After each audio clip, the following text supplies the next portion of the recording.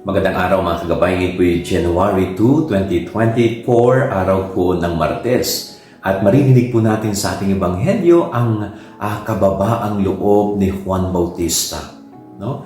Matapos na siya'y mangaral tungkol sa Mesiyas na dumating, matapos na i-convert niya yung mga masasamang tao tungo sa pagiging mabuti, no? Tinanong siya kung siya ba ang Mesiyas, siya ba ang propeta, no? Pero never niya na in-exalt ang kanyang sarili, no? Never niyang itinaas ang kanyang bangko, kundi patuloy siyang naging mapagkumbaba sa harap ng tao at sinabi niyang hindi siya ang Mesiyas. So napakaganda po na matularan natin yung humility, pagiging mapagkumbaba ni Juan Bautista.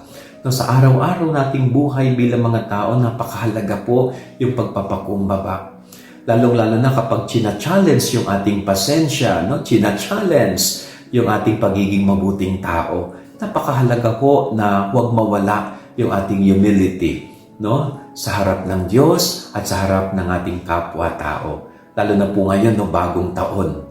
Sana ho na bago din natin ang ating ugali. Yan ang ating gabay aral ngayong maghapon. God bless po sa inyo lahat. Pagpalain kayo ng Panginoon.